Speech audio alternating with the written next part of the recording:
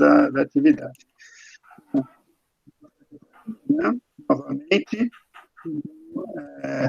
eu quero apresentar o nosso convidado de hoje, grande amigo de longo tempo já, Geraldo Fernandes, né? Quero fazer uma apresentação formal primeiro, e depois eu deixo ele à vontade para falar um pouco da sua trajetória. O professor Geraldo é formado em licenciatura em Física, né? Pela Federal de Viçosa. Ele é mestre em Educação Científica e Tecnológica pela UFSC, mestre em Ciência e Educação pela Universidade Técnica de Lisboa e pela Universidade de Poitiers, na França.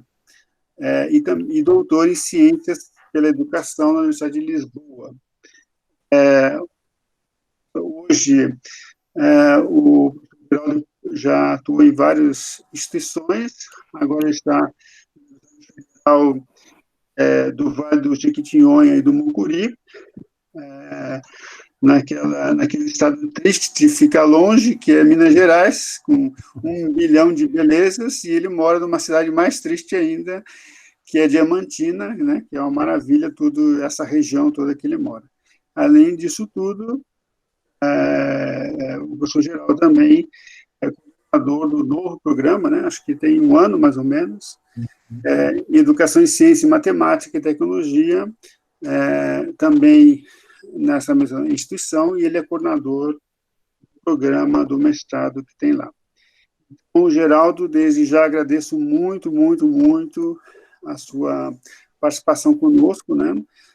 Faltou acrescentar aqui também, Geraldo participa do nosso grupo de pesquisa, é um dos componentes.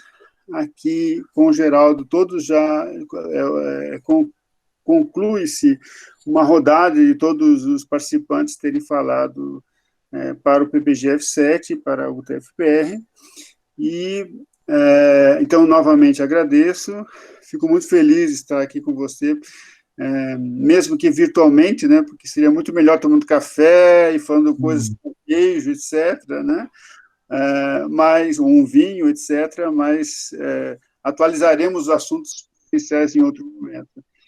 Então, agradeço mais uma vez, muito bom contar com você, e desejo a você e a todos um excelente seminário.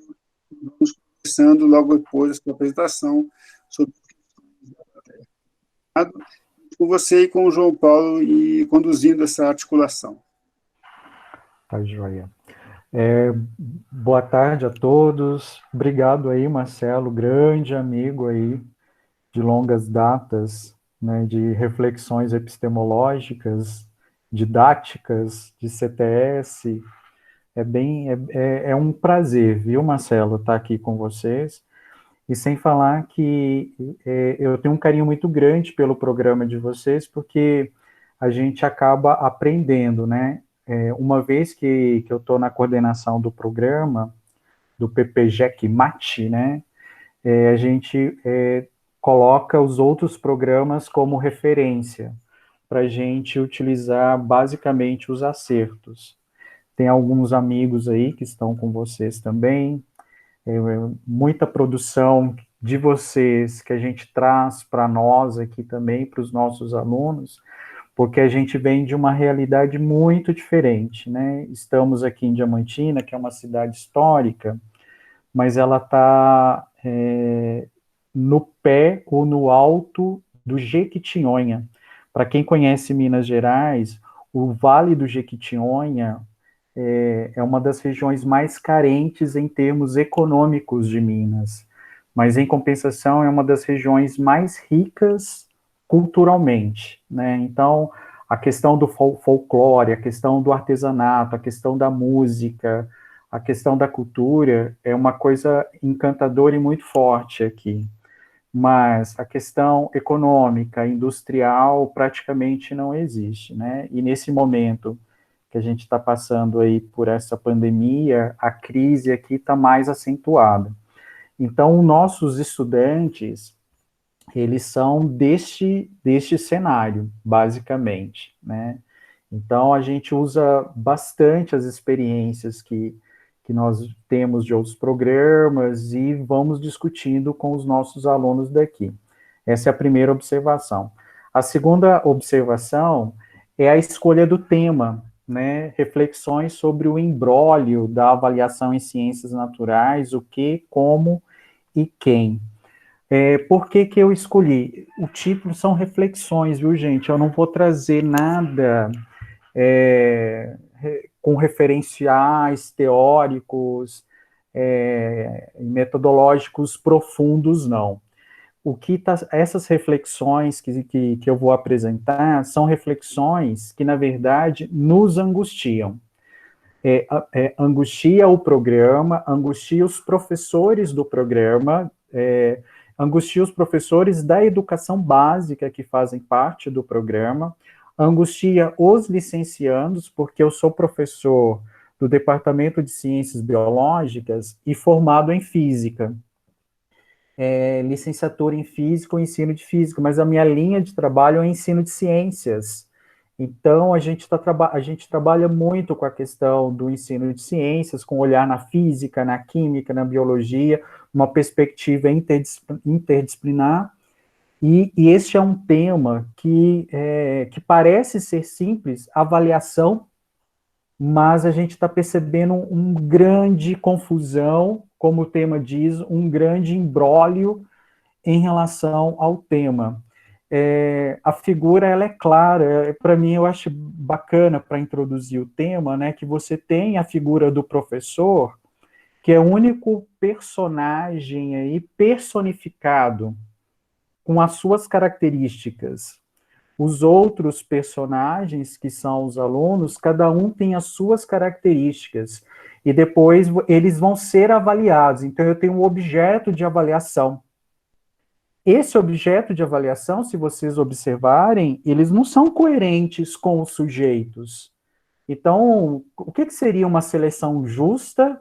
O que seria o mesmo exame, né? Escalar a árvore é alcançar um objetivo. Então, essa charge, para mim, eu acho que ela introduz bem as reflexões que eu gostaria de trazer sobre avaliação.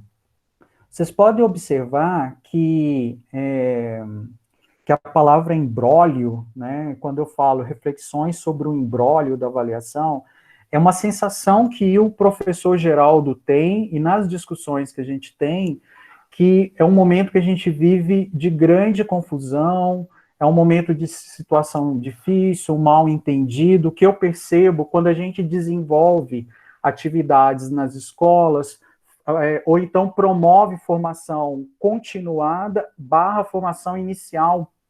Então, existem concepções muito fortes dos sujeitos que estão envolvidos na questão da avaliação, da aprendizagem, da avaliação, da formação, né, e do processo que faz parte dessa questão da formação. E quando eu olho os sujeitos relacionados à avaliação, aí é um segundo imbróglio, né? Quem são os sujeitos que fazem parte da avaliação e que avaliação que o professor Geraldo está falando, né? Então, se a gente olha para os estudantes da educação básica, a gente tem a avaliação da aprendizagem, mas que não tem como tirar a avaliação da aprendizagem se eu não olhar também para os governos federal, estadual, municipal, em termos de avaliação sistêmica. E às vezes a gente tem até dúvida se consegue realmente fazer uma boa avaliação da aprendizagem. Em contrapartida, um outro sujeito são os professores da educação básica, que também, dependendo da formação que tiveram, ou inicial ou continuada, né, ou do projeto político-pedagógico da escola, tem uma concepção de avaliação, né, e tem os sujeitos que estão envolvidos na formação inicial e continuada de professores, que seria a universidade. E, por fim, né, que é outra questão que me chama a atenção, é quais são os tipos de avaliação, ou seja, como avaliar, né? Então, quando eu olho como avaliar, eu tenho que ter cuidado com os tipos, com o currículo. Eu estou em Minas, vocês estão aí no Paraná, as estratégias e metodologias de ensino. Então, todos esses elementos compõem o imbróglio da questão da avaliação, que é a reflexão que eu quero trazer aqui para nós hoje, tá? A primeira questão que eu gostaria de trazer é demarcar bem aí o como, né, que é a avaliação interna e a avaliação externa.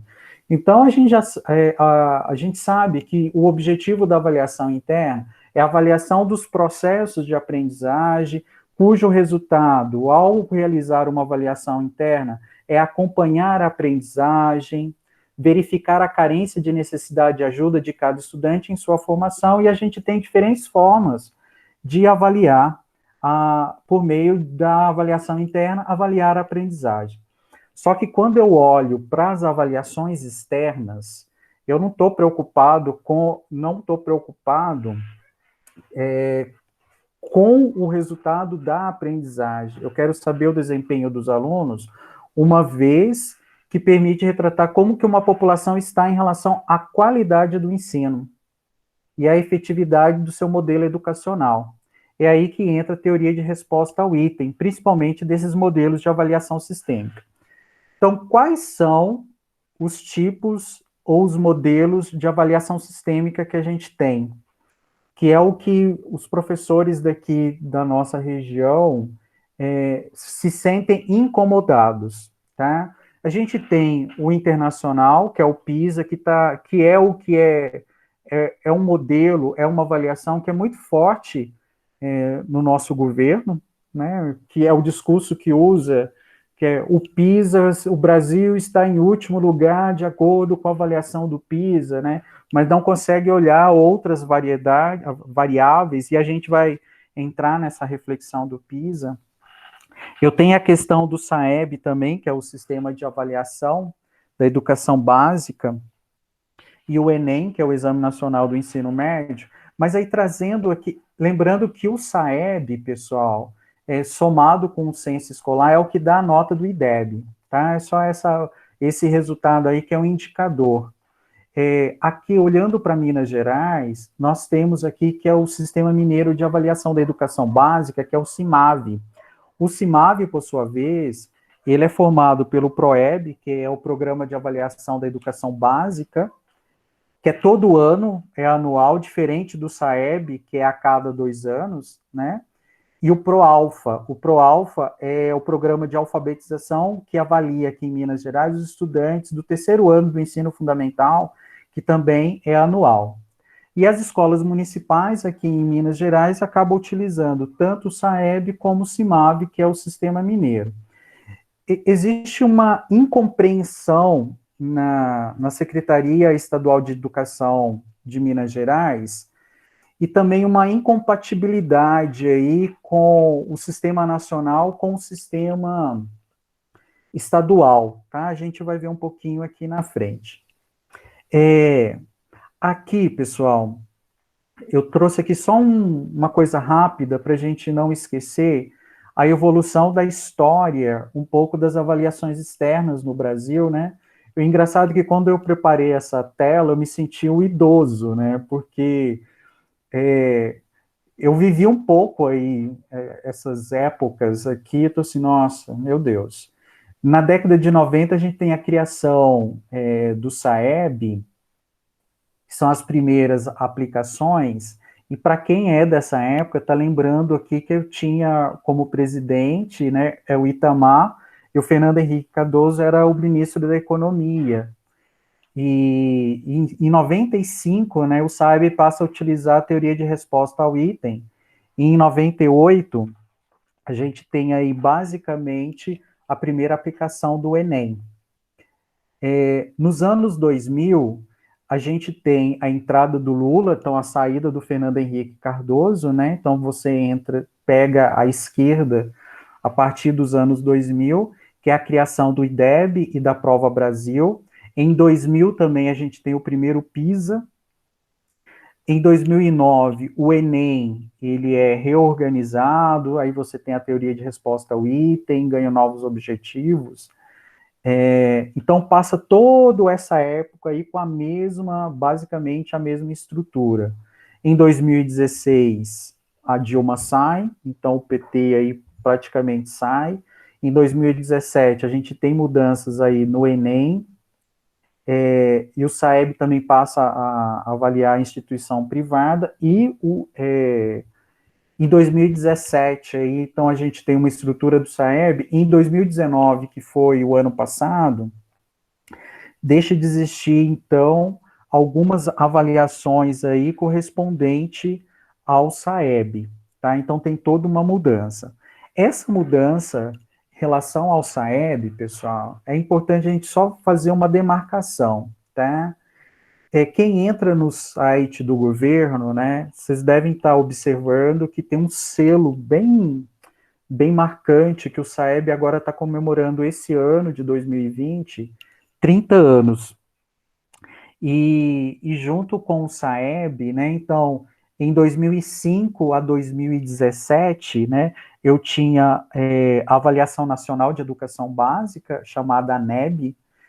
De 2005 também a 2017, eu tinha a Avaliação Nacional do Rendimento Escolar, também conhecido como Prova Brasil.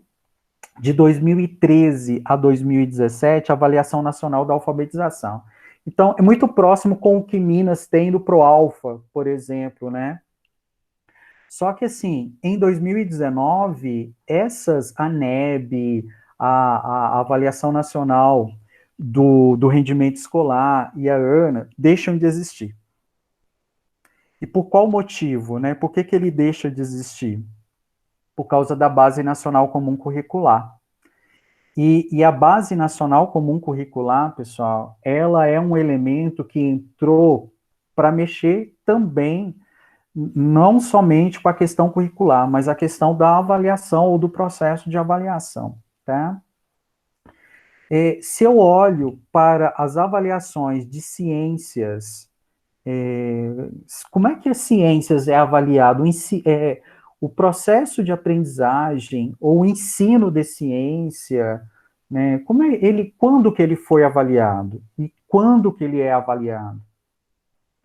Então, a avaliação de ciências da natureza, então ele estava lá no início do SAEB, de 1990 a 1999, tanto para o ensino fundamental como para o ensino médio, terceiro ano do ensino médio.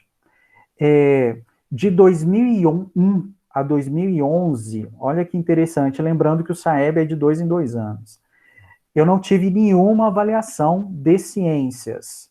Então, a avaliação era somente português e matemática. Lembrando que nessa época eu tinha aí uma estrutura de governo, tá? Com os princípios de governo. E lembrando também que o PISA entra, a primeira avaliação do PISA entra em 2000, tá? Em 2013, a gente teve uma avaliação experimental de ciências somente para o 9º ano, cujos resultados não foram nem divulgados. Teve, mas ninguém sabe o que aconteceu, para que foi, tá? E continuou sem avaliação de ciência. Então, na verdade, foi de 2001 a 2017. Em 2019, pessoal, a gente teve avaliação de ciências. E você, pela minha fala anterior, então, 2019 é o ano que eu tenho o SAEB, em que deixam de existir esses elementos que caracterizam outros tipos de avaliação, tá? Entra ciências em 2019 para ser coerente com a Base Nacional Comum Curricular, tá? Então, se 2019 modifica o SAEB por causa da Base Nacional Comum Curricular, pessoal, deixa eu trazer um pouquinho aqui a questão da base, tá? Eu não vou aprofundar muito aqui, não, é mais uma reflexão para a gente entender que caminho que anda essa questão ou esse imbróglio da avaliação, tá?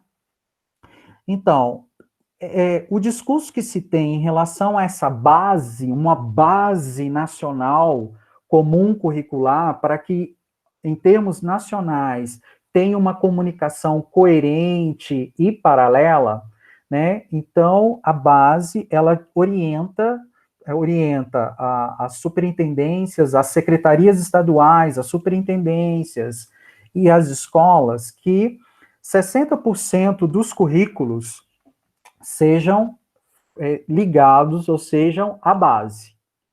As superintendências, por sua vez, têm um restante, a superintendência, as secretarias, né?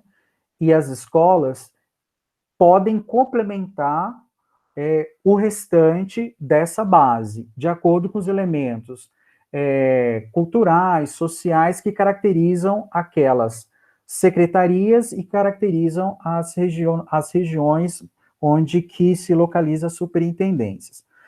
No caso de Minas Gerais, pessoal, só para vocês entenderem, eu não conheço a proposta, a complementação curricular da base do Paraná, tá? Depois vocês podem me falar um pouco, quem se sentir à vontade, que eu tenho curiosidade de saber.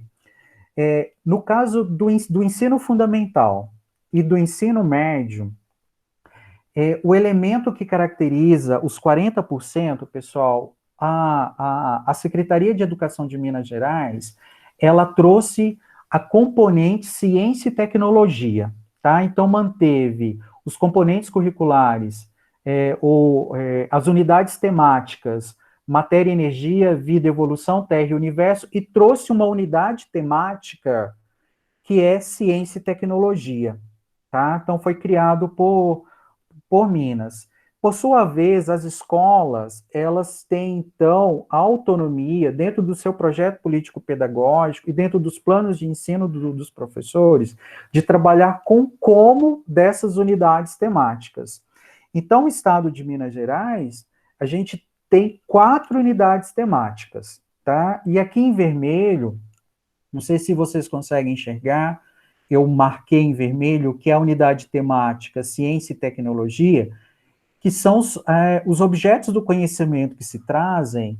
Eu tenho materiais sintéticos, bioética, conhecimento científico, só para a gente perceber, sustentabilidade, inovações tecnológicas, transformação de energia, biotecnologia, e eu ainda pego um pedacinho aqui do Terra e Universo de impactos ambientais.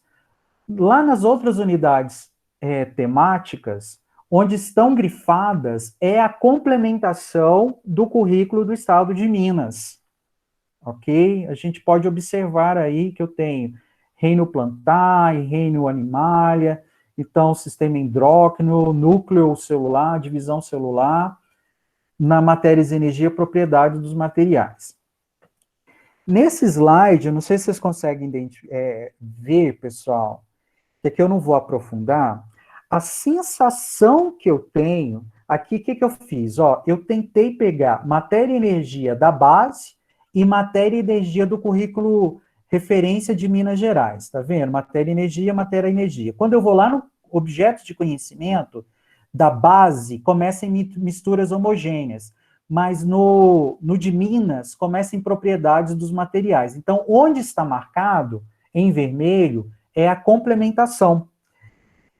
E a sensação que eu tenho que parece que é um remendo. Ou seja, a base, ela te dá algo, aí precisou vir Minas e fazer uns remendinhos.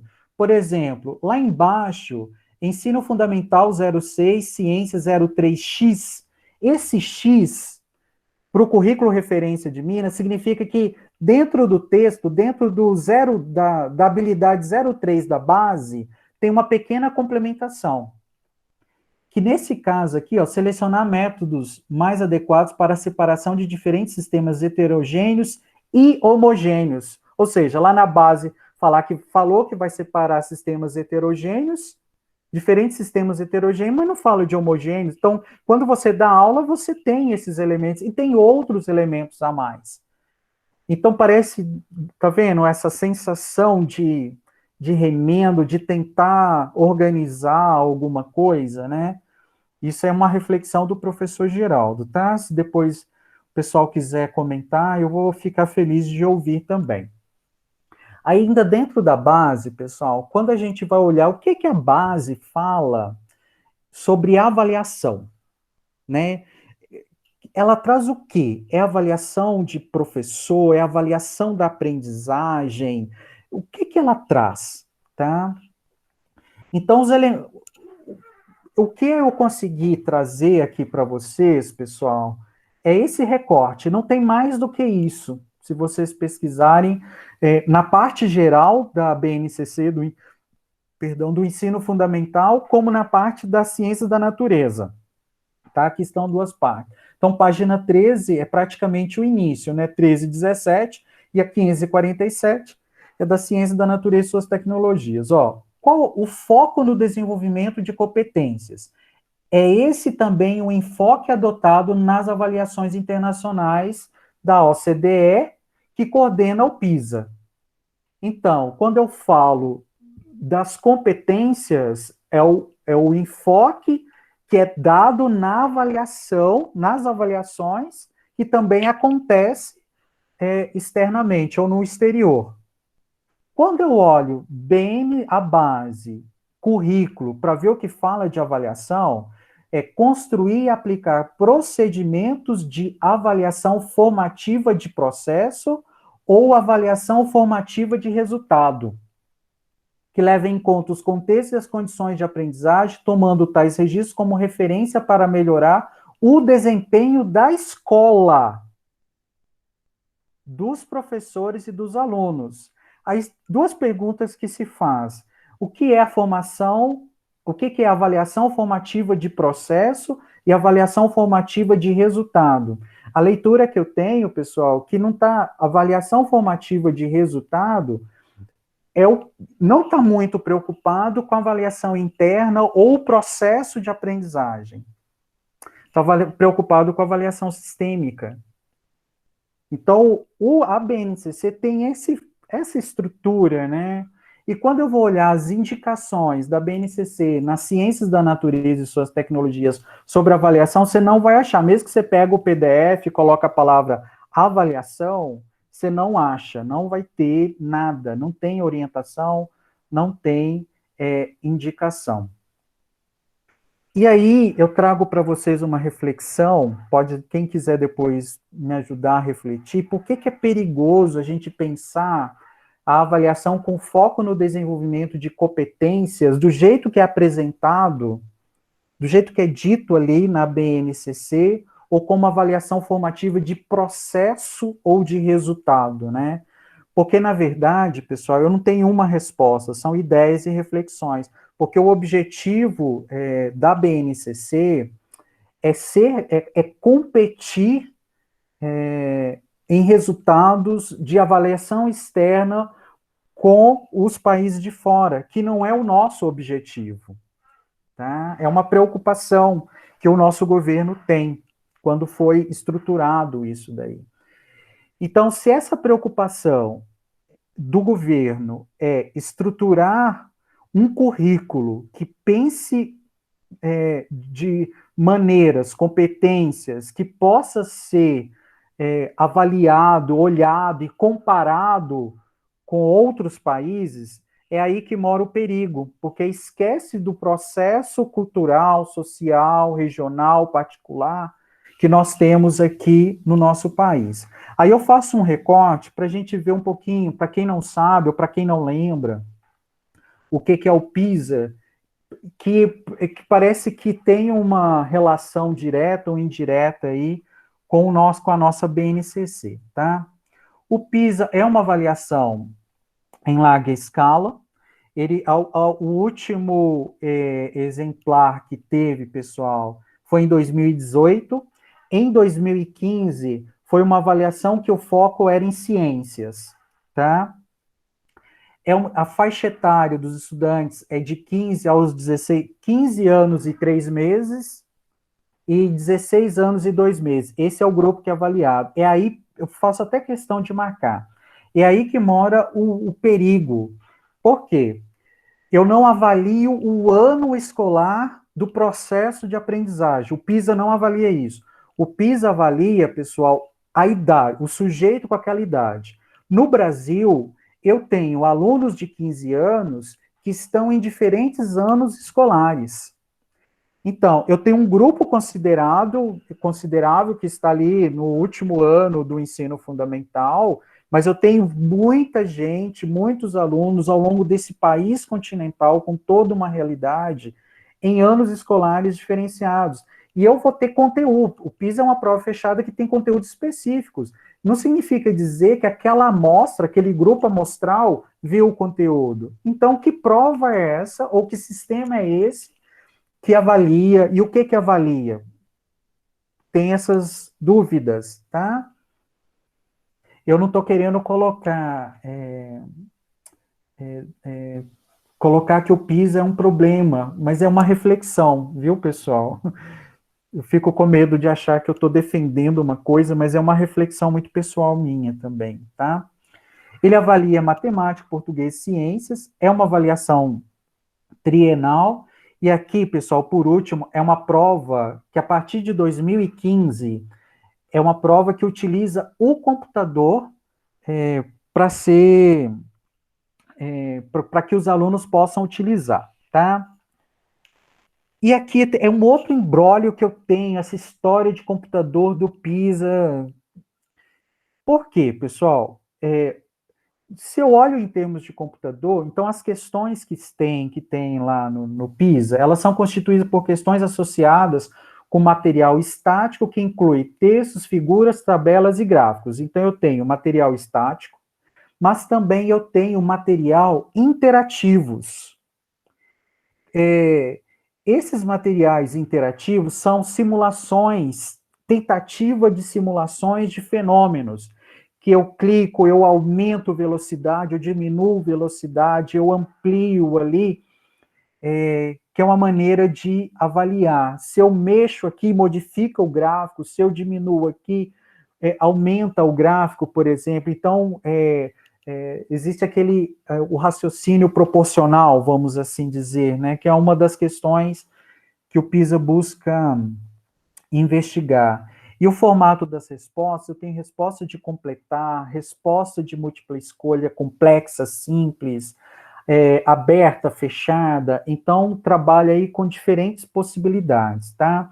Aí o questionamento que eu faço, pessoal, se o governo elabora uma base nacional comum curricular que não deixa claro a avaliação da aprendizagem, mas coloca uma avaliação aí que a preocupação é o resultado, né?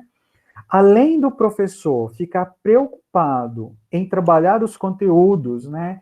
Também em ter uma alfabetização científica e tecnológica com seus alunos, eu também vou ter que ter uma preocupação em fazer com que meus alunos também sejam alfabetizados digitalmente para atender o governo. Essa que é a questão, tá? E a outra questão também, pessoal, aqui é só uma reflexão. Eu não sei se vocês lembram que no ano passado saiu várias reportagens. Isso aqui foi a primeira que eu vi na internet e peguei lá no site da Nova Escola, mas tem também, né, que o MEC anuncia a prova do Enem digital. Não sei se vocês estão lembrados desse anúncio do ano passado, né? Por que vocês acham que o governo trouxe essa notícia para economizar papel, porque é mais barato? Não, e aqui embaixo, ó, a fala do nosso ex-ministro Van Traub aí, ó. Até 2026, a prova vai ser muito parecida com o que é hoje, mas toda ela vai ser feita no computador, como foram as transformações lá fora. E lá no parágrafo lá de cima, né, vai permitir a utilização de novos tipos de questões com vídeos, infográficos e com influência dos games, né? Como assim, né? Então eu vou também, além de preocupar, de trabalhar conteúdos conceituais, conteúdos procedimentais, conteúdos atitudinais, conteúdos digitais, interativos, com influência dos games, né? Aí entra aquela questão, está muito em voga, né? Que é a gamificação das coisas, dos conteúdos. É só mesmo para a gente pensar um pouquinho, tá? Outra reflexão também, pessoal, que na hora que eu olho para aquelas orientações do PISA, que está na página do INEP de 2015, a prova do PISA de 2015, 2018, né? Tá tudo lá na página do INEP, pessoal. A gente tem duas categorias, competências e os tipos de conhecimento, tá? As questões, elas são elaboradas pensando nas seguintes competências. Então, as questões que tem na prova de ciências é para explicar fenômenos cientificamente, para ver se os alunos conseguem reconhecer, oferecer e avaliar explicações para fenômenos naturais e tecnológicos. Questões que procuram avaliar procura avaliar se o aluno sabe avaliar e planejar experimentos científicos e se o aluno sabe interpretar dados e evidências cientificamente. E quando eu olho para os tipos de conhecimento que são avaliados, aqui eu tenho o conhecimento do conteúdo de ciências, inclui os sistemas físicos, sistemas vivos e sistema terra e espaço. Aí eu dou uma puxadinha aqui, lembrando que na BNCC, isso aqui é do PISA internacional, é o mundo inteiro, tá? Ou seja, os países lá da OCDE. Lembrando que a BNCC é matéria e energia, vida e evolução, terra e universo. E também procura saber, avaliar, né, se o aluno tem um conhecimento procedimental, que está relacionado com métodos e práticas utilizados para o estabelecimento do conhecimento científico e procedimentos padronizados, e o epistemológico, que são recursos essenciais ao processo de construção do conhecimento, tá? E a outra coisa também, pessoal, que chama atenção para a gente entender um pouquinho, que é um elemento que caracteriza a nossa formação, a formação dos estudantes do programa de pós-graduação, a formação inicial, a formação continuada de professores, tá? Que é a questão da alfabetização científica. Nos documentos da matriz de referência do PISA, que está lá no INEP, traz a definição de letramento científico, alfabetização científica, incluindo na BNCC, que eu não vou entrar em detalhe qual é a comparação, a questão epistemológica do letramento científico da BNCC. Mas é muito forte, se eu olho essa orientação do letramento científico, que é o objetivo da avaliação do PISA, é avaliar o letramento científico dos alunos. Mas será que é, pessoal? Eu não consegui enxergar. Quem conseguir ver aí um pouquinho, a gente pode discutir depois. O letramento científico, que é aquela visão mais americana, é a visão internacional do letramento científico, né? É a capacidade de se envolver com as questões relacionadas com a ciência e com a ideia de ciência, como cidadão reflexivo. O termo como cidadão reflexivo, para mim, está ok. Mas a definição de letramento científico, ela é incompleta nesse contexto. Por quê? Porque ela traz que o letrado cientificamente é aquele que explica fenômenos cientificamente, que é aquele que consegue avaliar e planejar investigações científicas, que é aquele que consegue interpretar dados e evidências cientificamente. A sensação que eu tenho que lembra um pouco daqueles processos do ensino de ciência por investigação, né? Mas falar e relacionar que o letramento científico está encaixado dentro do processo de ensino de ciência por investigação é muito reducionista, é muito pouco.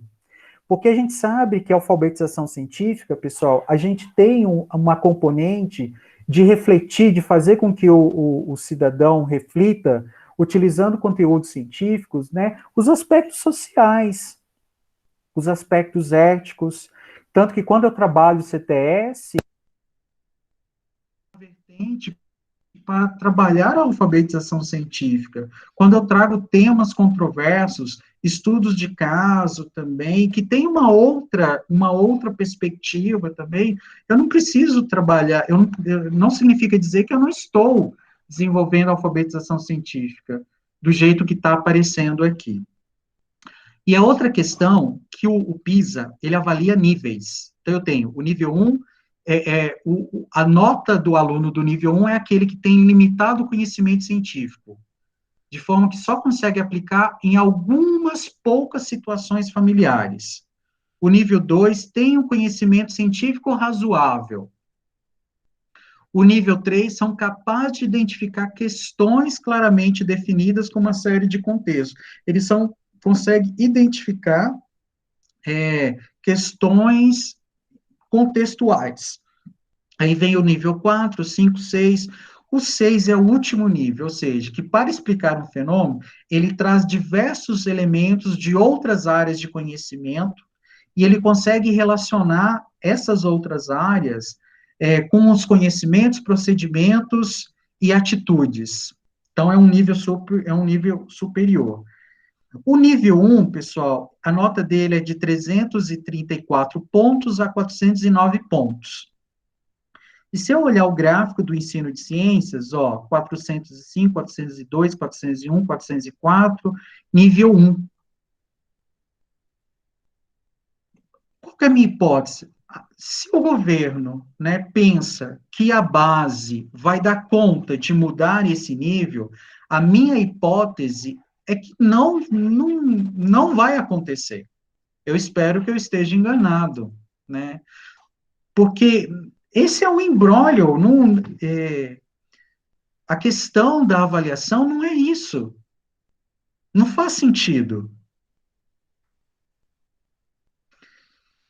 Eu tive uma orientanda de iniciação científica aqui, pessoal, e ela fez um trabalho de iniciação científica aqui no Vale do Jequitinhonha, e depois transformou num TCC, e a gente conseguiu mandar para publicação um trabalho que é ouvir um professor de ciências dentro de sua escola e dessa escola do PISA. Por que esse tipo de reflexão é importante?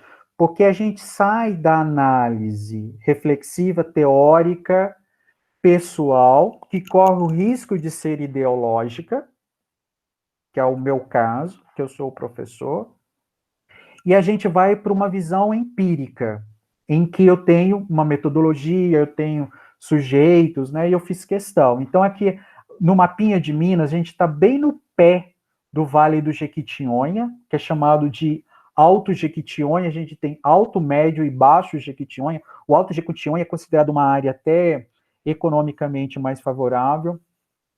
E foi muito difícil a gente descobrir qual é a escola que participou do PISA em 2015, porque a superintendência aqui de Diamantina não tinha o controle, porque não tinha interesse, basicamente, em relação ao PISA. E a gente conseguiu descobrir por causa dos professores que trabalham com a gente, com formação inicial. Então, foi bem interessante. A escola que participou, ela está dentro de uma cidade, pessoal, muito pequenininha, Congonhas do Norte. É bem cidade de Minas Gerais, que as pessoas ficam na rua, cheia de cachoeiras, né, serras, montanhas. Então, é bem típico de Minas mesmo. A cidade tem 2 escolas, e a escola é onde que tem todo um equipamento aqui, vamos assim dizer, fiz questão até de colocar uma parte do corredor aí com as antenas parabólicas, tem uma estrutura considerável boa, tá? Foi feito, pessoal, com o professor, uma entrevista semi-estruturada, e com os alunos foi feito um grupo focal, tá? Esses alunos fizeram a prova em 2015, no final de 2015, e a gente fez entrevista com eles. Então, eles estavam no 9º ano, então 2015, 9º ano, 2016, 1º ano, no início de 2017. Então, eles já estavam no 2º ano do ensino médio. Então, a gente tinha uma variação aí sobre esse tempo aí da questão das provas, tá? Mas a gente queria ouvir um pouco o discurso, né? Então, a gente teve a percepção do professor sobre o PISA e dos alunos sobre o PISA, a percepção do professor e dos alunos sobre os tipos de conhecimento científico, que é aqueles lá do PISA, a percepção do professor sobre a formação docente e dos alunos sobre a questão do letramento científico ou alfabetização científica, tá? Começando aqui pelo professor. Não existe... o que a gente verificou aqui, pessoal? Primeiro eu vou ler a fala dele, uma das falas, são várias falas, o artigo é um pouco grandinho, mas eu só selecionei algumas coisas, ó. Infelizmente, de modo geral, os nossos alunos tratam as avaliações com descaso muito grande.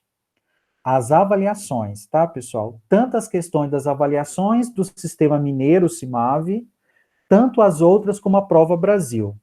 Eles pegam o papel, as provas internas, que são as avaliações de aprendizagem, e marcam de qualquer forma para terminar.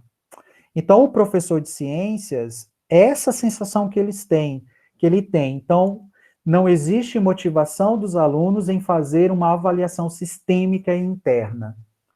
E eu não sei se vocês que são professores percebem isso. 1.3. Aqui na escola, houve um tratamento do PISA com um certo descaso, onde nós fomos proibidos de trabalhar. Eu queria levar questões do PISA para discutir com os alunos. Aí falaram que não era para fazer. Então, 1.3, o PISA não faz sentido para muitas escolas. Então, 2.1. Então, eles que são os alunos têm dificuldade de falar e explicar o processo, de explicar e de demonstrar. Por exemplo, fazer uma demonstração, de pôr exemplos matemáticos na teoria e na contextualização do processo. Eles até conseguem expressar com o linguajar deles, mas quando tem que associar e explicar, aí eles têm dificuldades de fazer associações. Então, 2.1, nem todos os tipos de conhecimento científico são medidos pelo PISA. Por isso que volta aquela nota que eu acho que nunca vai sair. Porque o problema não é a questão da avaliação. É questão do processo, tá? Agora, o olhar dos professores. O olhar dos alunos. O uso dos recursos tecnológicos e a demanda cognitiva para responder às questões do PISA. Eu gostei, achei diferente. Não gostei, porque a gente passa a vida toda fazendo a prova no lápis e na folha, e no computador achei diferente, eu não gostei. Não foi difícil mexer com o computador, as questões que estavam difíceis. A sensação que eu tenho é que o problema não é a informática, né? Não é a questão do computador, é a questão mesmo das questões, do conhecimento conceitual e do processo em si. Pesquisador. Então, o professor traz uma situação-problema para aplicar conceitos científicos, discute com vocês temas relacionados com o dia a dia, sexualidade, droga e os problemas ambientais da cidade. Não temos isso aqui. Os professores passam matéria no quadro e mandam a gente copiar. Tem professor que não corrige as atividades e tem vezes que nem explica direito. Aula sem quadro, fora da sala, é mais fácil de entender. Qual que é a conclusão que a gente tem? Não se pode afirmar que o PISA consegue indicar o nível de letramento científico, porque a gente tem problemas, e os problemas, pessoal, a gente não pode culpar professor, tá? E também não pode culpar aluno. O próprio sistema de formação, ele tem algumas lacunas. Então, o que se pode concluir nesse olhar, tá? Sobre avaliação externa. A prova do PISA não é valorizada nem pela escola e nem pelos estudantes, então vai manter aquelas notas. Não é inclusível por medir diferentes aprendizagens de alunos em anos escolares diferentes, que é a realidade do Brasil. Eu não posso comparar que eu tenho um grupo de alunos na Dinamarca, na Finlândia, né, que estão com uns 15, 16 anos naquele mesmo processo de formação, sendo que no meu Brasil eu tenho pontos deslocados de 15, 16 anos. Existe uma falta de interesse dos alunos em relação aos objetivos da escola e pelas avaliações sistêmicas e internas, principalmente em Minas, porque vocês viram que em Minas o CIMAVE é anual, o SAEB é a cada 2 anos, então tem ano, pessoal, que eles fazem prova sistêmica consideravelmente, isso quando não tem o PISA, né? Então, chega uma hora que eles não vão entender para que servem essas avaliações sistêmicas. Toda hora tem uma. Existe uma dificuldade em entender e desenvolver a alfabetização científica proposta pelo PISA, assinalando possíveis indicadores controversos para o baixo resultado na avaliação de ciências do PISA. É importante que se tenha uma certa atenção ao papel das avaliações sistêmicas como instrumento do desempenho dos estudantes em ciências. Então, eu não posso afirmar que o PISA realmente consegue avaliar a alfabetização científica ou letramento científico aqui no Brasil, tá? E a gente está indo para a última fase aqui da nossa reflexão, é como podemos fazer para superar o imbróglio desses tipos de avaliação e desses entendimentos de avaliação, tá? Aí eu vou olhar, pessoal, novamente agora para o currículo de Minas, que é aquele que complementa a BNCC, tá? A pergunta que eu faço é, o que o currículo referência de Minas Gerais, né, que vem complementar a BNCC, diz sobre avaliação? Em relação, ele complementa, pessoal, bem, ele fala, ele traz elementos reflexivos sobre a avaliação em 2 pontos. Ele está nos textos introdutórios, um tópico sobre currículo e avaliação das aprendizagens, e dentro da referência Ciências da Natureza, ele também traz um tópico sobre avaliação. E aqui ele não fala avaliação da aprendizagem, ele fala avaliação das aprendizagens, que é interessante, tá? Quando eu olho as referências bibliográficas para o tópico, não introdutório, mas para o tópico das Ciências da Natureza, eu observo que traz Carvalho, traz Krasiuschik, mas me chamou muito a atenção, pessoal, as diretrizes curriculares orientadoras de educação básica para a Rede Estadual de Ensino de Ciências, Curitiba, do Paraná. Então, observe que eu tenho tanto a de 2008 como a de 2010. Ou seja, alguns elementos, e vocês que estão aí, vocês podem complementar depois, me falar um pouquinho, porque eu não conheço profundamente as diretrizes aí do Paraná, mas me chamou bastante atenção, tá? Então, como resolver o imbróglio da avaliação, ou pensar em tentar resolver?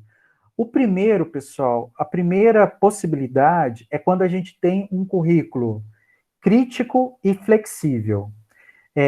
Crítico por quê? Porque ele vai me dar diferentes observações e ele não vai ficar focado numa avaliação que o próprio sistema não acredita, tá?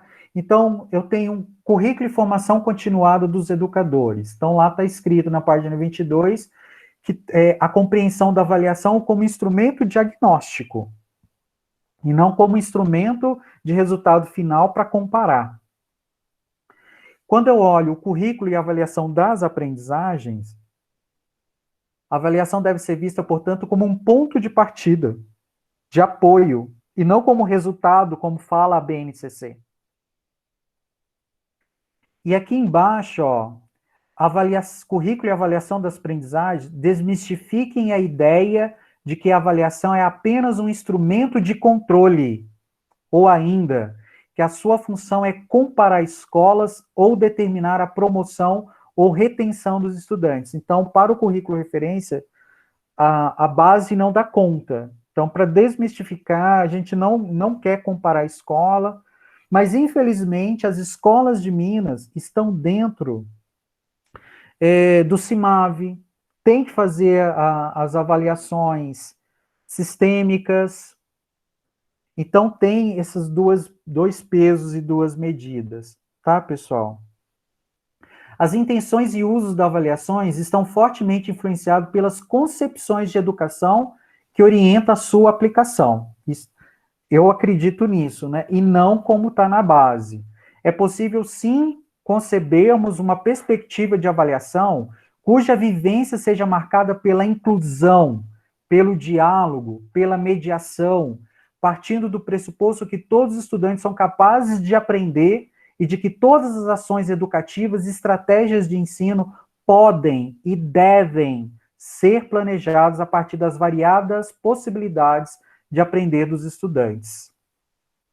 Tal perspectiva de avaliação alinha-se com a proposta de uma escola mais democrática, inclusiva, que tem equidade, um princípio, que tem na equidade um princípio fundante.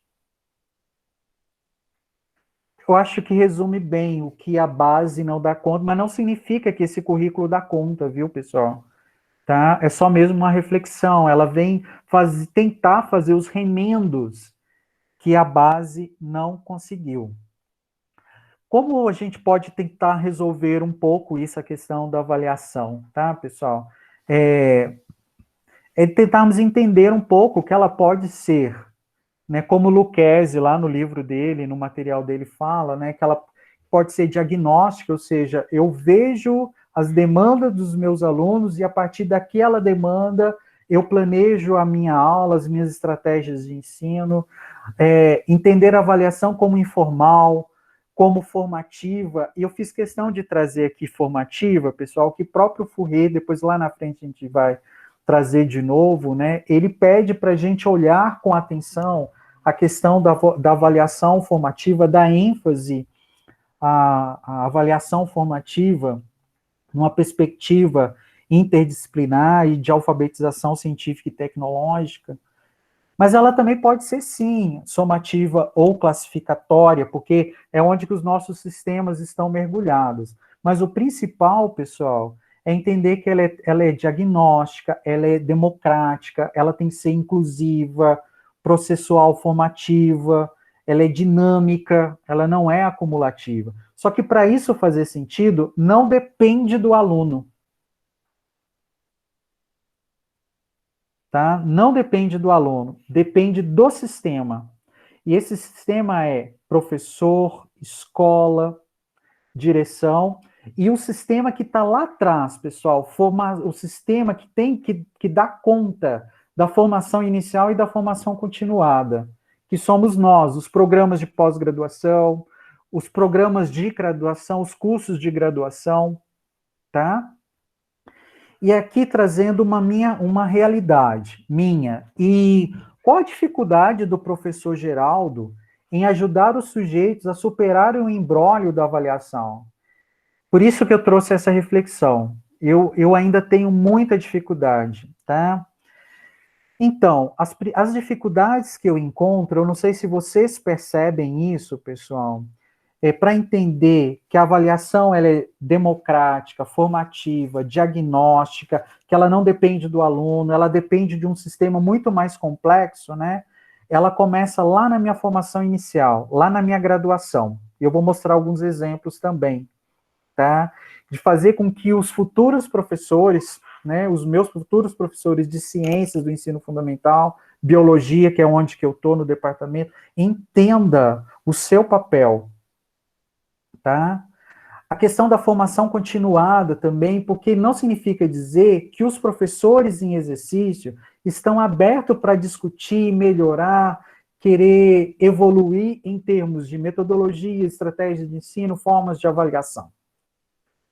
E no meu caso, que eu estou inserido dentro de uma realidade, eu tenho que olhar com atenção os aspectos sociais e culturais da minha sala de aula. Por quê? Porque isso influencia na minha avaliação. Por exemplo, quando o meu estagiário fala, professor, é muito difícil trabalhar naquela turma porque os alunos são muito indisciplinados. Né? A questão dos aspectos sociais e culturais da sala de aula, ela é fundamental da gente entender, né? Os aspectos políticos, não precisam falar, a minha dificuldade está nisso, por quê? A maioria das minhas escolas, pessoal, tem o livro didático num ano, no outro ano não tem mais livro didático, porque os alunos perdem, os alunos não devolvem. Então, um ano tem, 2, 3 anos não tem livro didático, por exemplo, não tem rede de computador, não tem computadores, não tem estrutura, não tem material didático, outros materiais didáticos, tá? E, por fim, as estratégias de ensino, que é isso daqui que a minha maior dificuldade de ajudar os sujeitos a pensar, principalmente na alfabetização científica. Porque se eu pensar a alfabetização científica como que está lá no PISA e provavelmente está na BNCC, pessoal, não vai dar conta. Porque se eu penso a alfabetização científica próximo ao em si, tudo bem, porque são habilidades extremamente importantes, é uma abordagem que eu trabalho muito aqui, tá, com os alunos, e o pessoal gosta demais, mas eu preciso também trabalhar conteúdos, situações sociais, culturais na perspectiva CTS, trabalhar história e filosofia da ciência, trabalhar aprendizagem baseada na resolução de problemas do dia a dia e não problemas físicos, né? Eu preciso trazer o conhecimento físico, químico e biológico para resolver problemas do dia a dia. Temas controversos, por exemplo, a minha região é uma região de garimpo até hoje. Recentemente, eu tenho alunos da educação básica e da universidade que os pais trabalham no garimpo de forma clandestina. E o mercúrio? Como é que resolve isso? Aqui não tem indústria. É uma cidade turística. Como é que eu tenho dinheiro? Né? Então, os temas controversos, eles vêm para isso, né? Os estudos de caso também, situações de estudo, né? E aqui, pessoal, como superar possível resposta? É quando sabemos que a avaliação depende. Eu sei que é uma reflexão profunda, né? Mas a avaliação, ela não depende do aluno. Ela não depende do professor. Tá, pessoal? A avaliação, ela depende da relação professor-aluno, do conteúdo, do ensino, da metodologia, da cultura, do currículo, da relação professor-professor, da aprendizagem, da disciplina, dos métodos que a gente utiliza. É onde que aqui a gente está trabalhando numa linha de estudo, né, que é a avaliação formativa ampliada.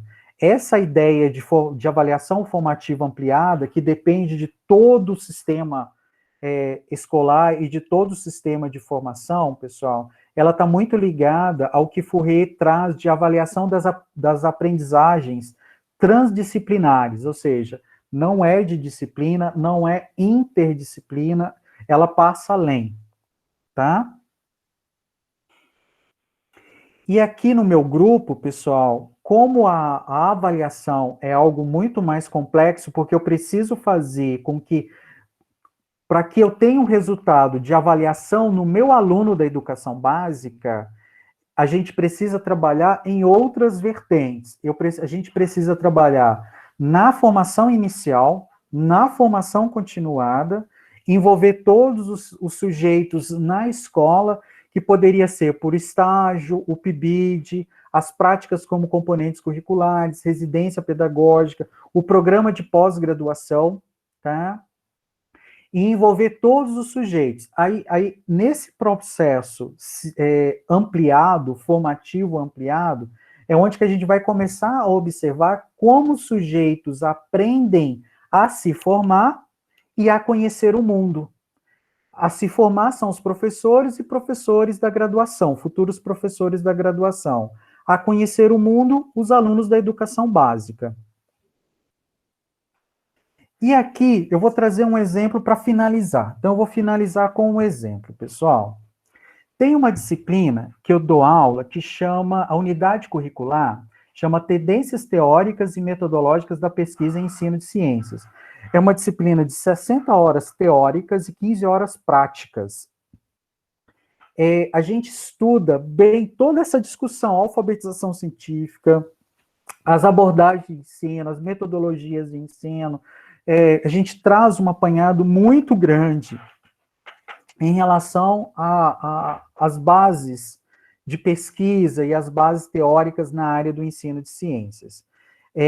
Essa disciplina ela entrou no currículo novo em 2018.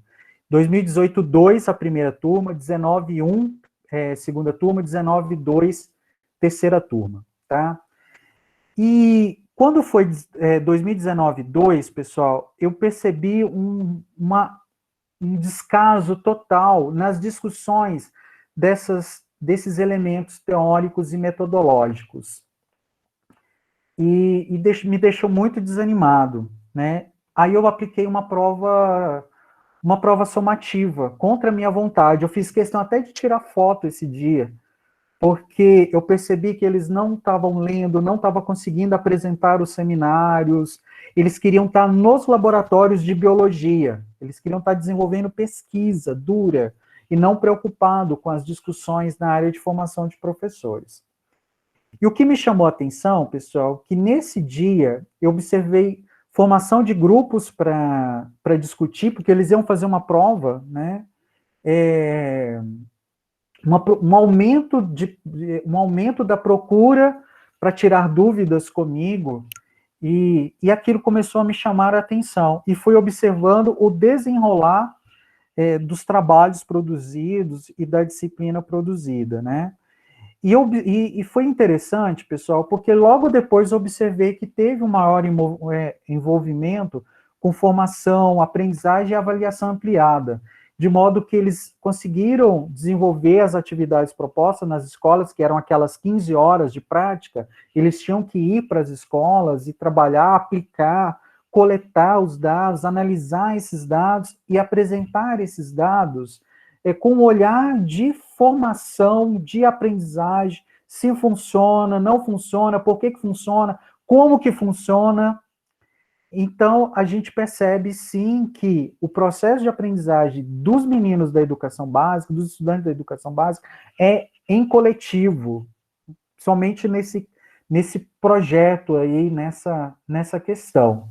Não significa dizer que eu sou a favor do exame da avaliação somativa aí, tá, pessoal? Mas foi uma estratégia que eu utilizei naquela época, não significa dizer que eu vou continuar utilizando. E aqui a gente fez um e-book de todos os trabalhos que foram feitos ali, dos grupos, né, que foram para as escolas, conseguiram aplicar, desenvolver, verificar as abordagens e metodologias e trazer resultados, processos de aprendizagem, do professor que recebeu eles, dos alunos da graduação e dos alunos da educação básica. Um outro exemplo que eu trago, pessoal, é a minha reflexão do estágio supervisionado. Nessa disciplina, eu também tenho alunos de estágio supervisionado, e no estágio supervisionado a gente tem uma parte, pessoal, que a gente discute, né, planejamentos, o que tem que ser desenvolvido nas escolas, a gente traz todo o processo de alfabetização científica, como que pode ser, para não ser aquela alfabetização científica que tende a um método. Não, é uma alfabetização científica com reflexões críticas, sociais, científicas, tá? Aí eu fiz uma visita, era o dia que ia ter as residências, pessoal, os estágios supervisionados, eu fiz uma visita surpresa, né, para verificar como é que estava a questão, e mesmo com o planejamento de atividades diferenciadas, né, eu verifiquei que os meus estagiários ainda preferem ter aquela postura bem aula, bem tradicional, né, e a gente percebe que essa postura é um diálogo com o professor da disciplina. Qualquer coisa que seja diferente, é o medo dos alunos de não aprender, de não participar, e assim vai. E aqui é um fragmento do diário de registro dos estagiários, né? Hoje o dia foi igual ontem, correção de prova, auxiliando a aplicar. As notas dos estudantes, no geral, são bem ruins. Deve ser pela forma da aula. Fiz questão de grifar. E também pela falta de interesse dos estudantes. Só ficam no celular e poucos copiam a matéria. Lembrando que essa escola é proibido, tem cartaz na escola inteira proibindo o uso de celular. E também pode ser reflexo dos estudantes não poderem levar para casa o livro didático. Então, essa é É uma observação. E, por fim, o último exemplo, já acabei, só para a gente ver, que é o plano de estudo tutorado remoto. Eu não sei como que está aí no estado de vocês, pessoal, mas aqui está um caos com essa questão das aulas remotas na educação básica, tá? Eu estou tentando acompanhar de perto a Secretaria do Estado de Educação de Minas Gerais está passando aulas na TV Minas, no YouTube, de modo que os estudantes da educação básica têm este caderno para seguir, tá? E aqui é um exemplo só para vocês verem, que é o plano de estudo tutorado. As dúvidas que eles tiverem é para tirar via WhatsApp com o professor. Então, esse é o modelo que foi criado. Quando eu olho ciências, isso aqui tá dividido em semanas, então seria o mês, tá? Quando eu olho ciência, então eu tenho efeito estufa, aquecimento global, poluição atmosférica. Aí depois o caderno vem com uma orientação aos pais, dica para o aluno, quer saber mais? E aqui está uma espécie de plano de aula, tá vendo, pessoal, do lado direito? Tá? Que traz o currículo referência, que basicamente é a complementação da Base Nacional Comum Curricular. Tudo bem? Os conteúdos é o efeito estufa, aquecimento global, poluição atmosférica, entra com interdisciplinaridade, que é o ensino religioso, uma questão ética e moral que eu não entendi muito bem, e a gente esperava que tivesse uma possibilidade de trabalhar com temas controversos e CTS, uma vez que a gente está trabalhando com efeito estufa e aquecimento global. Aí vamos lá para a parte que os alunos têm que trabalhar. Dá só uma olhada, pessoal, eu nem vou ler muito, né? Qual que é o diferencial disso tudo que a gente discutiu aqui? Como é que eu avalio o processo de aprendizagem? E o meu professor e o meu grupo, né? O grupo que criou esses cadernos. É uma pena, né? Porque a gente poderia fazer elementos interessantes aí, né? E eu não vou responder, pessoal, mas independente de qual avaliação sistêmica, independente de qual avaliação sistêmica é aplicada na escola, por que existe uma sensação de que ela não consegue realmente apontar indicadores que ajudem a compreender a escola, o ensino e o processo de aprendizagem dos alunos? Qual é o imbróglio da avaliação? De qual avaliação estamos falando? De qual alfabetização científica estamos falando? Porque, para mim, está claro, e a sensação que eu tenho é que, para os professores e para os estudantes de graduação e pós-graduação, ainda não é claro o que é avaliar, como avaliar e por que avaliar. O que é alfabetização científica? Por que é importante a gente trabalhar de tal maneira que eu desenvolva a alfabetização científica e tecnológica dos meus alunos? Né? Eu acho que ainda não está claro isso, né? Então, essas são as minhas reflexões aí para vocês. Peço desculpa por passar do tempo, viu, pessoal? Eu marquei aqui, deu 1h10, né? Então, desculpa aí, tá bom?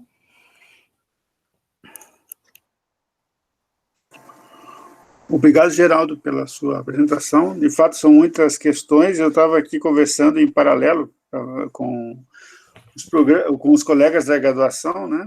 Uhum. Que essas questões da avaliação também não são muito pontuadas, se não nada pontuadas na própria formação do professor, né? Ou seja, é complexo isso, e de fato não sei como lidar. Mesmo na pedagogia, isso não aparece, porque discute-se sobre avaliação sob o ponto de vista teórico, mas não se discute como isso se desenvolve, né, na realidade escolar em que o professor vai atuar. Bom, mas de qualquer forma, eu estou aqui, deixo para o João Paulo coordenar algumas coisas que foram apresentadas, né, e aí você faz, com os colegas que apresentaram questões.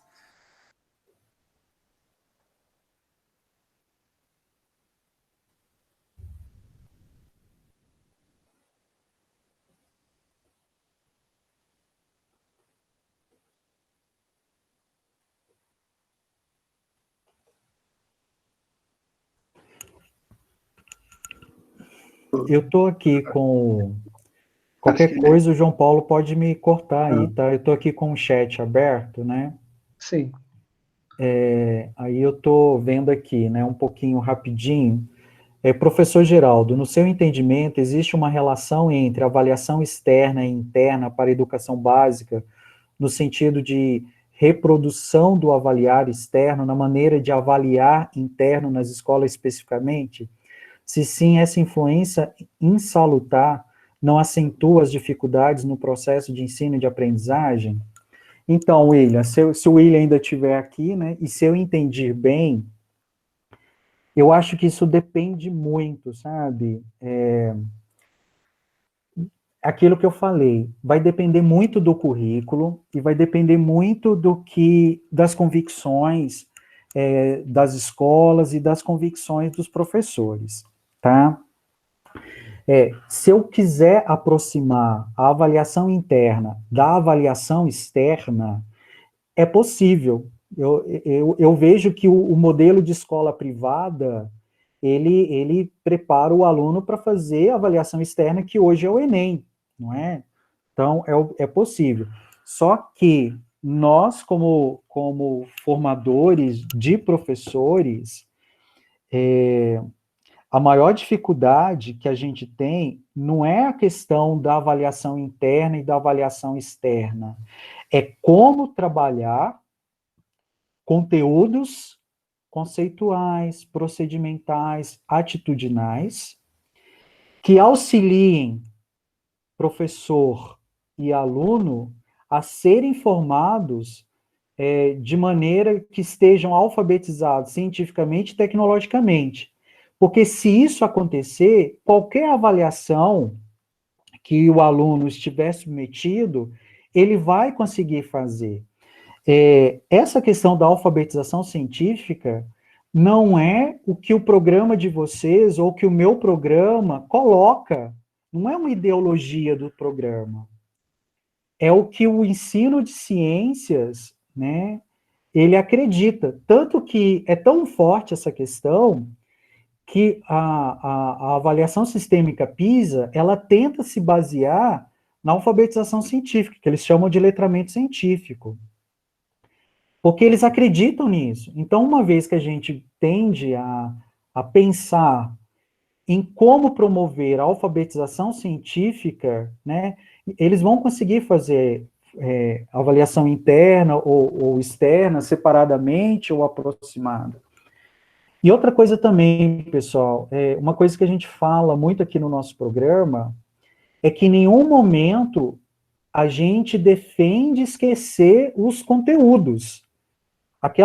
As unidades temáticas e os objetos de conhecimento da base e do trabalho e do currículo de cada estado não pode ser esquecido. A gente precisa do conteúdo, porque a alfabetização científica é ancorada nos conteúdos científicos. É como que eu olho para os conteúdos científicos, reflito sobre eles, tenho um olhar crítico, reflexivo, social, político, e consigo aplicar essas questões no dia a dia. Eu não sei se eu fui claro, né, mas eu acredito que não é a questão de aproximar ou não, depende bem de outras questões, e se essas questões estiverem bem solidificadas, eu posso aproximar, eu posso afastar, que o resultado no final vai ser sempre o mesmo, vai ser uma qualidade dos nossos alunos e dos professores envolvidos.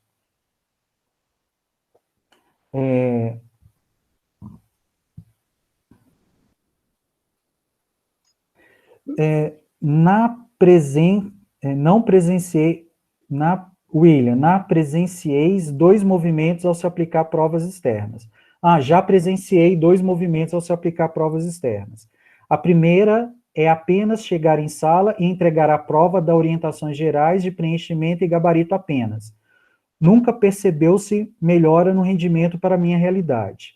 A outra ação foi apresentar o mecanismo de como a avaliação se dá, externa, e por que ela existe, e qual o objetivo dela, e nessa segunda postura pedagógica, já foi percebido um grande avanço nos resultados. William, se você estiver aí na sala, isso é verdade. eu tenho um grupo de escolas no Brasil e fora do Brasil que tem essa preocupação.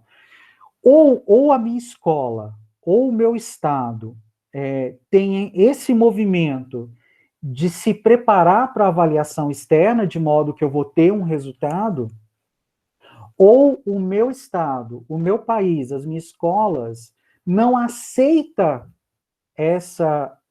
esse modelo de avaliação externa, e eu só vou fazer, né? E tem professores, tem escola que não defende, mas tem professor que quer fazer essa revisão.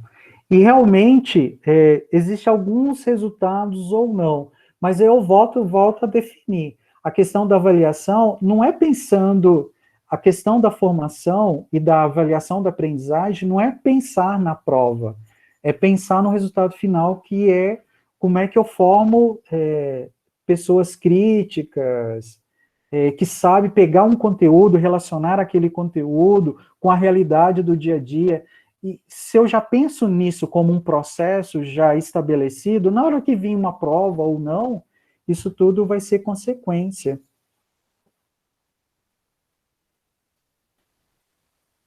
Aqui no Paraná, a Edilce, do ano passado para cá, os estudantes estão cheios de provas institucionais, com a prova Paraná, acham cansativas. É igual Minas.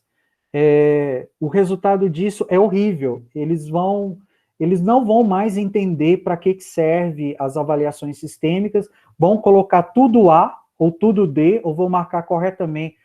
Não vão marcar, eles não vão parar para refletir sobre a questão, eles querem ir embora. Aí não mede, essas avaliações, elas não medem o resultado correto, porque mesmo que eles, eu não sei, eu não posso dizer se eles marcaram ali de maneira aleatória ou não, eu não posso dizer, uma vez que eles marcaram de maneira aleatória, se realmente está medindo a aprendizagem ou não. E a sensação que eu tenho pela fala do professor e dos alunos lá naquela pesquisa é que os alunos estão cansados, aí eles querem ir embora, então vão marcar de qualquer maneira. No caso da avaliação diagnóstica, existem dois questionamentos. Primeiro, quando ela é sempre e só diagnóstica, e segundo, em relação ao primeiro, é quando ela é diagnóstica, mas ao diagnosticar, não passa disso, pois o professor teria que, ao ter esses dados, deveria replanejar e ressignificar aquela determinada aula, mas parece que não faz, nem ao tentar recuperar paralelamente um resgate de aprendizagem que não ocorreu. É verdade, né? Eu percebo isso aqui também, tá? Alguém pode me interromper, viu, gente? Ou o João também pode me interromper, porque é ele Então que está eu posso. Controlando. Então me interrompa, Marcelo. Só para localizar você, o que significa essa prova Paraná, que tem essa similaridade com Minas e com outros estados. Então, é uma prova do estado, mas qual o objetivo dela, né, quando ela foi criada na gestão anterior? Que era identificar melhores índices do que o estado tinha em relação às provas sistêmicas nacionais, né? Uhum. Então,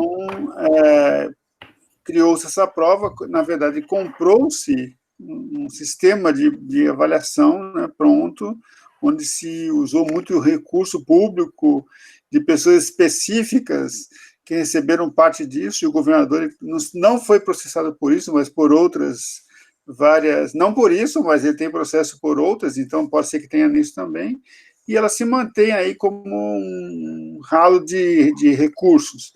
Mas ela tinha esse objetivo, essa desculpa de querer identificar se a prova nacional não era equivocada, se não estava medindo coisas que eram tendenciosas, né? Bom, o resultado foi que identificaram que é pior do que a prova nacional. Nossa! Então, por quê?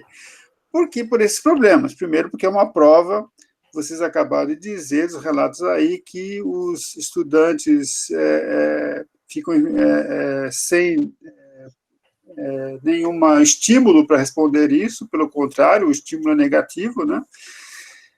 Então, ela não avalia, porque uma prova em finais de processo ela não contempla.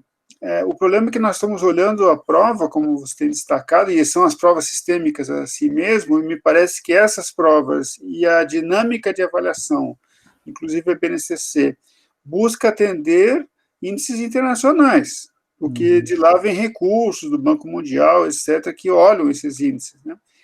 E aí o que acontece? Esquece da qualidade do processo educacional, né? Porque a prova, sendo só somativa, independente da nomenclatura que eu dei a ela vai ser uma prova pontual que pode até impedir o resultado, um resultado significativo. Ou também, se não formos, podemos ser um pouco mais críticos, e aí eu quero fazer essa provocação para você. Apesar dos resultados que temos, né, e os limites das provas, etc., elas não acabam revelando pelo menos duas coisas. Primeiro, que a educação no Brasil é ruim mesmo, ponto. Em qualquer sistema de ensino, público, privado, federal, é ruim. Os índices do Brasil são ruins em qualquer desses sistemas. E, em outro ponto, é um pouco da meia-culpa que os formadores de professores, no caso das universidades, também são... eu tenho enfrentado problemas com isso agora, na discussão sobre a reformulação dos currículos, né? São bacharelados disfarçados de licenciatura, né? Mesmo hoje, com todas as mudanças que tivemos. Então, o que você pensa sobre essa questão de que esses resultados sistêmicos nacionais, internacionais, ou estaduais, ou até municipais, tem alguns que têm, acabam por indicar, além de uma questão política, como sempre. Uma pergunta CTS essa. Ô Marcelo, você, na verdade, não é uma pergunta, né, que você fez de um lado, fez a reflexão, né, e do outro lado é eu também fazendo essa reflexão, e é complicado, porque eu estou aqui no meio de um sistema, né, que é a mesma coisa, a maioria dos nossos professores é do bacharel, e a gente tem grupo de professores da área da educação. E o meu curso, por exemplo, que é o Ciências Biológicas, né, ele não tem bacharelado, ele é licenciatura. Mas os meus alunos, eles não querem desenvolver projetos na área do ensino de ciências. Eles querem ir para os laboratórios. Os laboratórios daqui são bem equipados, né? E outra coisa também, mudar a perspectiva, o olhar deles, para nós que é da área do ensino, não é uma questão fácil, porque tem uma série de elementos, de particularidades aí que são envolventes, que acabam envolvendo. Primeiro é o currículo, né? Então a gente conseguiu trabalhar num currículo de modo que a gente conseguiu trazer as práticas como componentes curriculares associadas às escolas. Então isso ajuda bastante. A gente faz muita questão de envolver com esses projetos do governo, que é o PIBID, o Residência Pedagógica. Eu mesmo participo de vários editais aqui dentro, próprio da universidade, de modo que o resultado final seja prático, escola, e trazer também os professores da educação básica para essas discussões também. O programa, o mestrado, é uma das possibilidades, né? O PIBID, o Residência também, a gente teve um maior cuidado de não abandonar as formações. Então, toda semana, toda semana, a gente tinha o horário de formação. A formação não era pensando muito no pessoal da graduação, era pensando nos professores que recebiam os PIBIDianos e os residentes, para a gente tentar. Então, esses professores hoje estão mais abertos, mas até há pouco tempo, eles achavam que fazer atividade baseada no CTS, ensino de ciência por investigação, ia gerar bagunça na sala de aula. E até hoje tem essa concepção. E os alunos, eles relatam que não. Ah, professor, tal atividade me ajudou a fazer a prova bimestral, foi muito bom. Então, assim, é aos poucos que a gente percebe que vai vivenciando, né? E por último, essas ações que a gente está desenvolvendo ajuda, por exemplo, a melhorar as avaliações sistêmicas. O Marcelo, eu não tenho resposta para isso não, viu? Porque, pela minha fala, não sei se vocês concordam também que a questão da avaliação sistêmica ela é muito complexa. Primeiro, o meu aluno precisa entender por que ele está fazendo a avaliação sistêmica e por que ela é importante. Ele quer ir embora, ele já falou que ele quer ir embora. Então ele vai marcar sempre tudo. Ele não tem uma compreensão do que é uma avaliação sistêmica. A hipótese do governo que mudar o currículo para a BNCC vai melhorar as avaliações sistêmicas, na educação pública, eu não posso afirmar isso. Talvez, somando com as instituições privadas, os colégios particulares e militares, né, Instituto Federal, talvez, e os federais, tenham uma outra visão, né, como foi colocado aí anteriormente. Mas o processo em si, ele é muito mais complexo do que a gente imagina, mas isso é o meu olhar, né, não sei se você concorda. Eu, de fato, não fiz uma pergunta, porque eu deixei a primeira parte de provocação, agora eu vou fazer a pergunta, já que não tem pergunta. Então, porque eu queria exatamente saber como é que vocês estão encaminhando essas situações que você acabou de apontar. Olha, o meu curso é licenciatura, né? Mas essas questões da licenciatura não foram apropriadas nem pelos alunos, né? E nem pelos docentes, primeira coisa. E a segunda, então, quanto à graduação. E como que a pós-graduação, em relação específica à avaliação, pensando aí na pós-graduação articulada necessariamente com a graduação, tem enfrentado esse problema na formação continuada de professores. Como é que vocês têm feito isso em relação a essa temática? Ô Marcelo, nossa, eu tenho até medo de falar para não ser muito elitista, assim, sabe? A nossa região, Marcelo, ela é muito carente mesmo, sabe? A universidade, a minha universidade, ela é muito nova. Então, quando eu olho para a formação dos professores que estão, né, eu tenho um grupo considerável de professores que vieram do antigo curso de ciências, que era aquele ciências e matemática, né, e acabam sendo professores de química, biologia, e assim vai. Para você ter ideia, a minha universidade não tem curso de física presencial, é só à distância. E o curso de química presencial, eu tenho química e biologia, é onde que eu estou. A gente tem uma conversa muito boa com o pessoal da química, licenciatura. Mas até na química, licenciatura, é bacharelado. É uma ideia de bacharelado, apesar que as discussões são muito boas, né?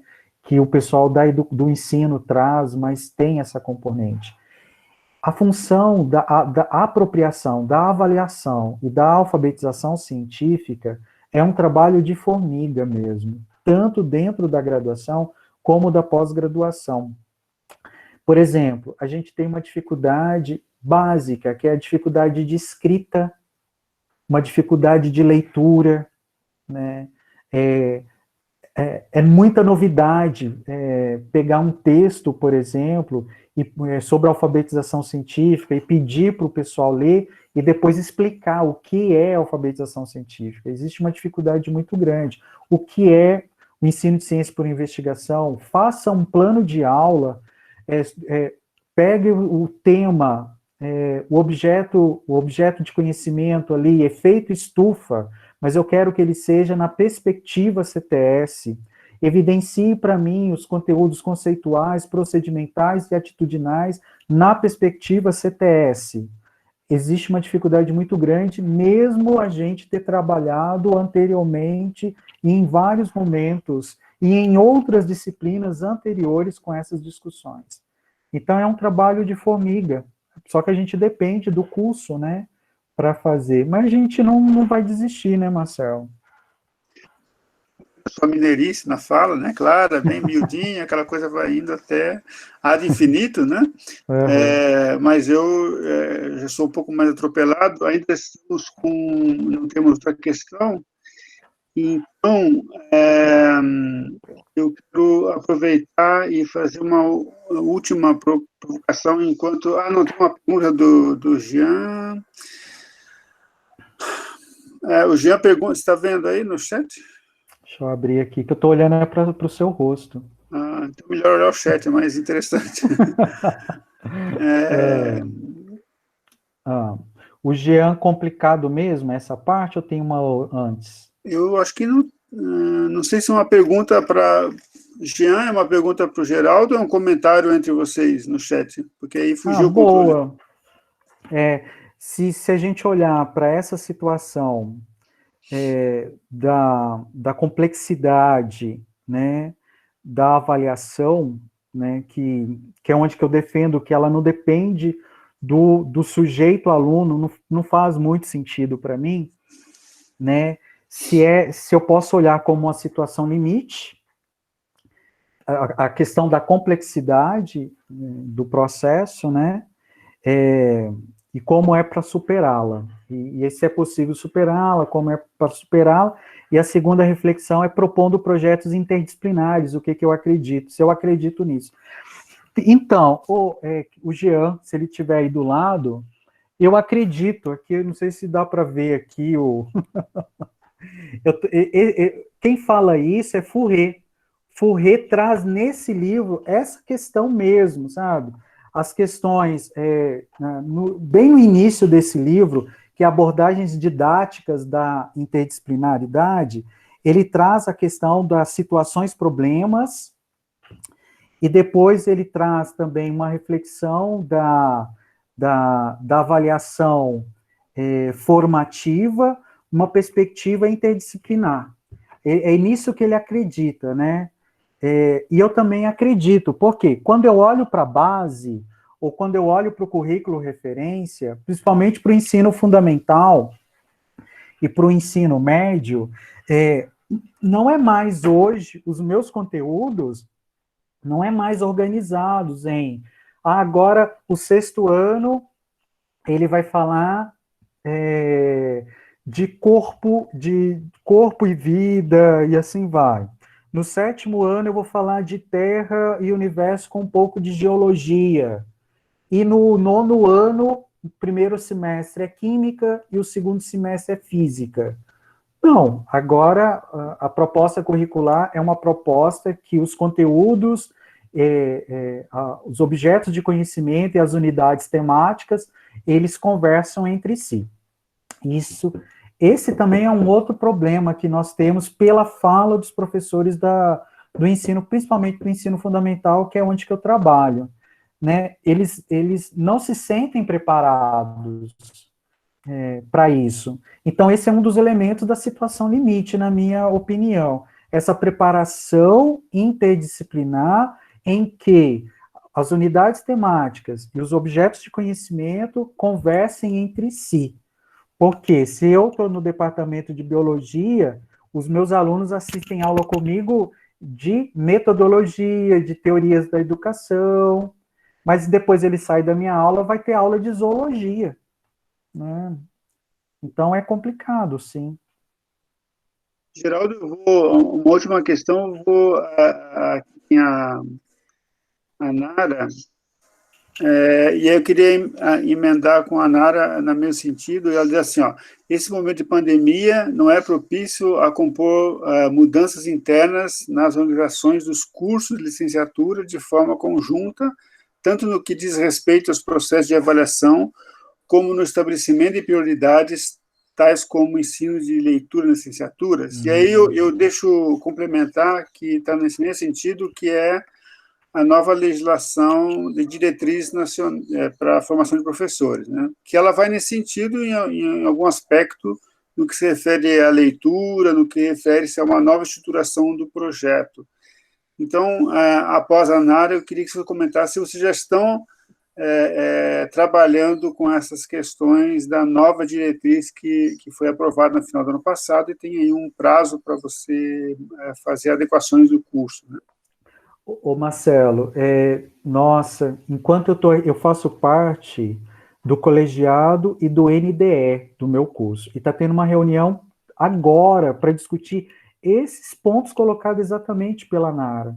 Ou seja, a partir do momento de pandemia, a partir daquelas diretrizes do final do ano passado, como é que se organiza? E o nosso curso, antes da pandemia, assim, na semana anterior da pandemia, estava desesperado organizando o processo de revalidação do curso.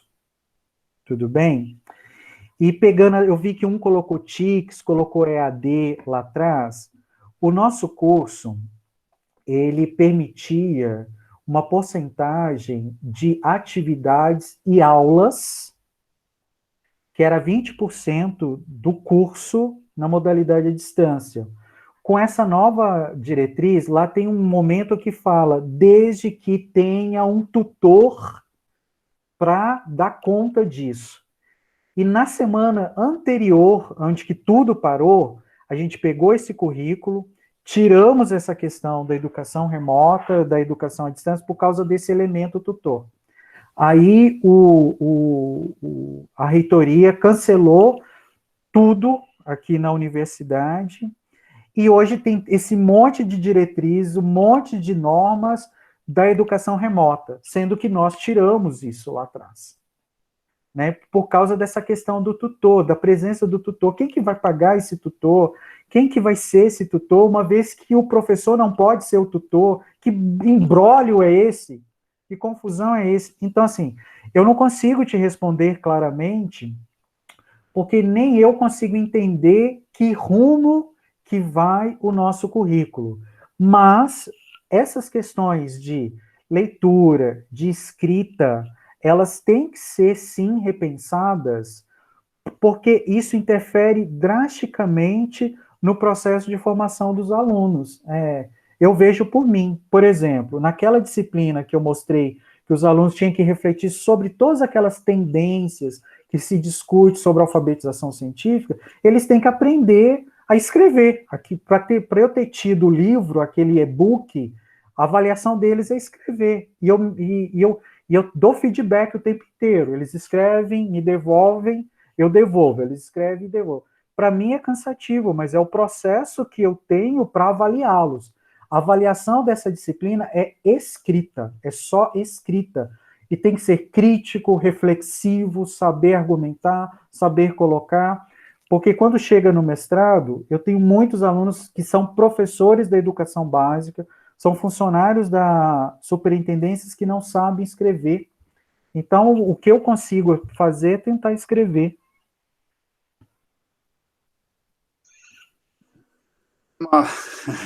É um desafio a todos nós, e eu acho que os pós-graduandos, esse é um dos grandes problemas que enfrentam, né, os mestrandos, sobretudo, quando ingressam. Ter que ler e entender aqueles textos complexos, né, que não são do cotidiano deles, e escrever, né, não só uma dissertação, mas também artigos e outras coisas, né. Bom, Geraldo, eu penso que, para nós encaminharmos para o final, eu penso que a avaliação como um todo, ela é já naturalmente um imbróglio, né? Mas no Brasil há uma tendência de tornarmos um imbróglio do imbróglio, porque, afinal de contas, como você citou, todas essas questões legislativas, etc., acabam mais complicando a vida do que atrapalhando. E sem dizer ainda que é um processo nosso, enquanto formadores de professores e formadores de formadores, de constante estudo, porque Também preciso confessar aqui, como fazemos com essa nova dinâmica de atividades à distância, não temos o domínio pleno de como funcionam essas coisas em diferentes campos, em diferentes situações, etc. A avaliação funcionava de um jeito até ontem, ou até 90 dias atrás, e agora? Não dá para fazer uma provinha, etc., onde funciona ainda a aula. Então, meu querido, se você quiser ainda apresentar mais alguma questão ou mais alguma fala para concluir, né?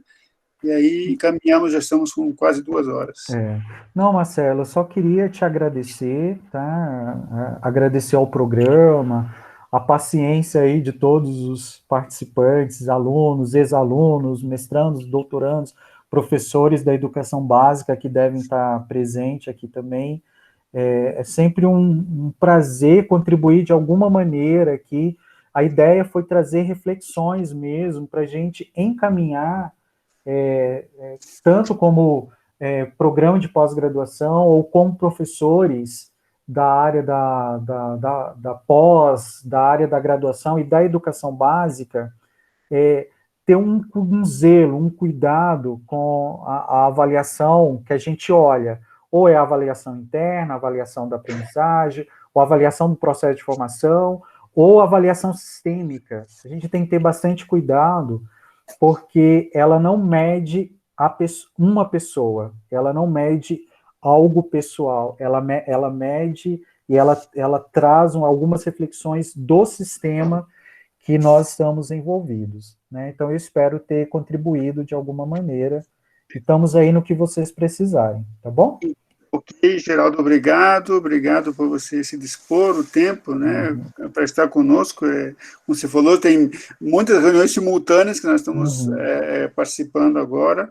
Foi de grande valia, acho que tem aqui participantes que já pediram seu contato, que querem discutir essa questão com um pouco mais de profundidade, né, porque eu vou pesquisar isso. Então, agradeço a você e a todos os participantes, né, e estamos prontos para a próxima reunião, né, quando marcamos. Novamente, agradeço muitíssimo, meu amigo. Obrigado, Marcelo. Um abraço, viu, gente? Bons estudos aí e se cuidem. Um abraço a todos, se cuidem, e os certificados vão por e-mail, inclusive o seu, Geraldo. Uma vez, obrigado a todos.